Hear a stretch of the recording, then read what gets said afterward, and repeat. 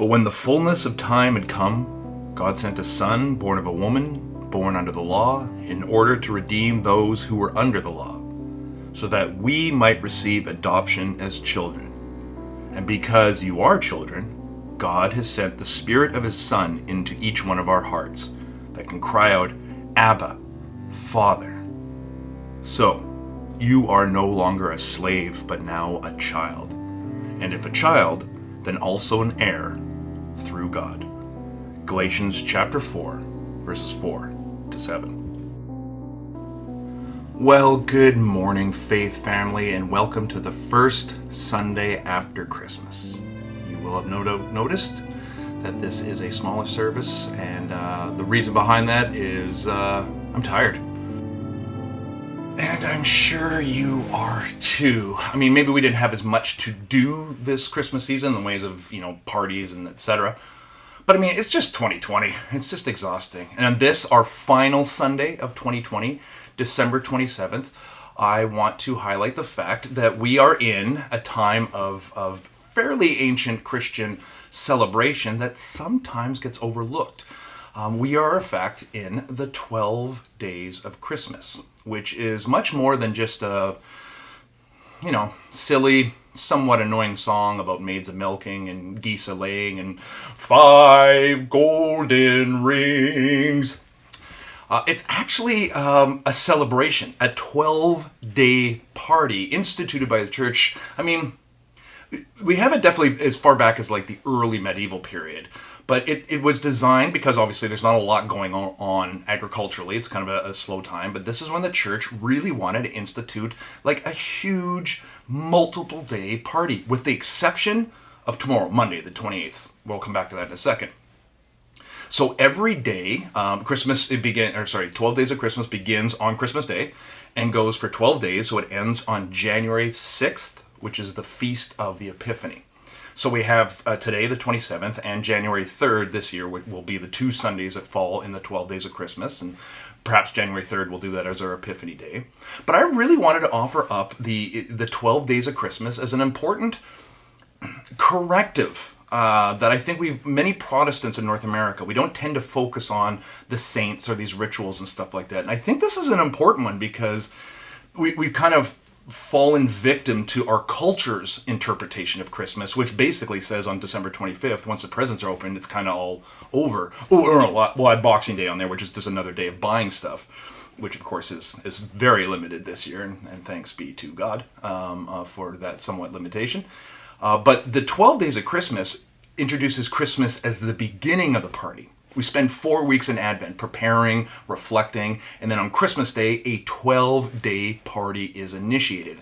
And every day is a feast day where you hang out with families, you eat, and I'm going to encourage you to look at what all the different days are, the feast days are, and as maybe a possible incentive. One of the days is about the blessing of wine.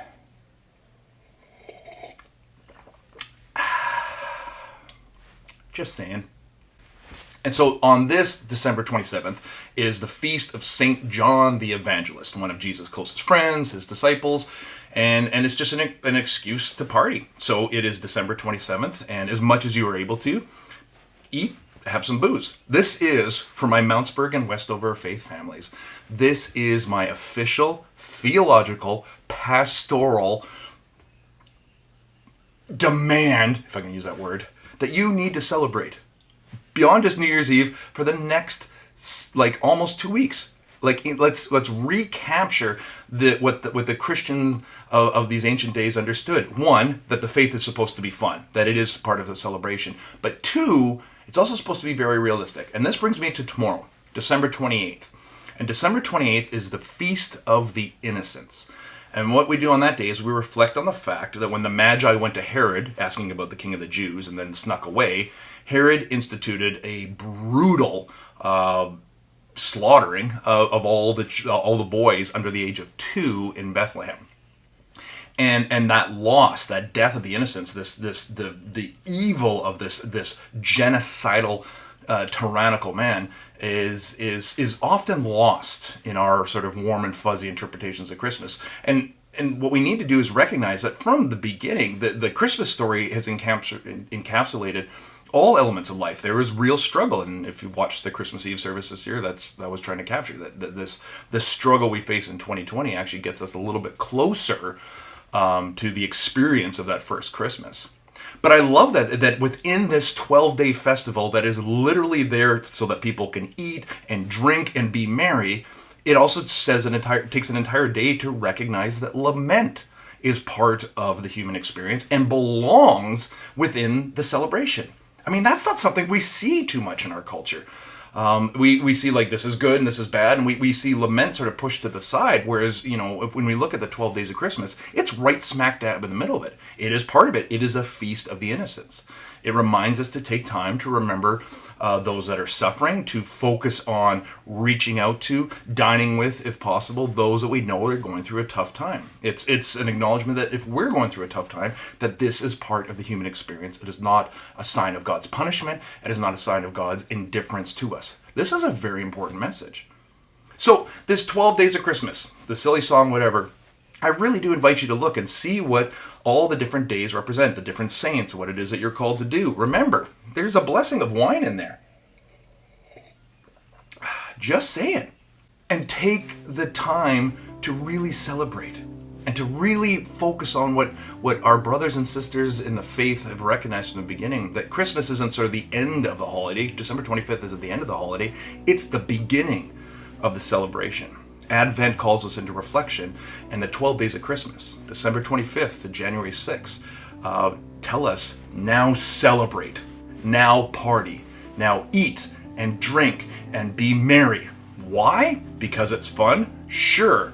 Because there's not a lot else to do, so you might as well party? Absolutely. But most importantly, because Jesus has come, and I can't think of any reason better than that to celebrate for many, many days. I love you. I miss you. Happy 12 days of Christmas. Amen, amen, and amen.